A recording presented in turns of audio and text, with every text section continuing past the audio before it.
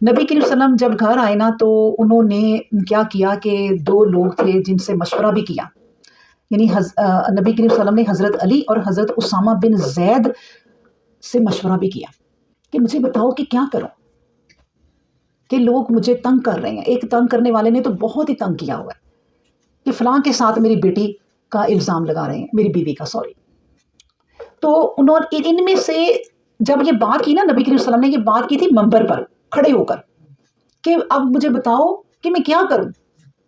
कि कुछ लोग हैं जो मुझे बहुत तंग कर रहे हैं, यहाँ तक कि मेरी बीवी तक बात पहुंच गई है। मैं समझता हूं कि मेरी बीवी में अच्छाई ही अच्छाई है, भलाई ही भलाई है, मैंने तो उसमें कोई बुराई नहीं देखी। तो इस पर ना जब वो मेंबर पर उन्होंने जब ये बात की तो हज़रत साद बिन मुआज़ रज़ी अल्लाह अन्हु खड़े हो गए और फरमाने लगे, या रसूल अल्लाह मैं मौजूद हूँ, अगर वो कबीला औस का शख्स है, यानी उन्होंने कहा दूसरे कबीले का, अगर कबीला औस का शख्स है तो अभी हम इसकी गर्दन तन से अलग कर देते, जिसके साथ यानी इल्ज़ाम लगाया, और अगर वो हमारे खिजरज भाइयों में से हैं तो अभी हाँ आप जो हुक्म देंगे हम इसकी तामील में लग जाएंगे, यानी खिजरज के लिए भी उन्होंने कह दिया। तो ज़ाहिर है दो कबीले, आपको पता है नबी करीम सल्लम से पहले ये औस और खिजरज आपस में इनकी बड़ी दुश्मनियाँ थी, अब ये सही रहते थे सुलह से, लेकिन आज फिर खड़े हो गए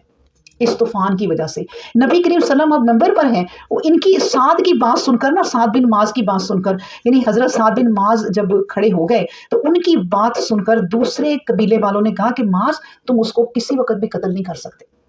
वो हमारे कबीले की बात है, तुम नहीं कर सकते इस तरह। अब ये दोनों कबीले औस और खिजरज कहते हैं झगड़ने लग गए, यहाँ तक कि तलवारें बाहर निकल आई। अब नबी करीम सल्लम ने कहा उनको ये था खिजरज को कि भाई हमारा आदमी ये कर नहीं सकता।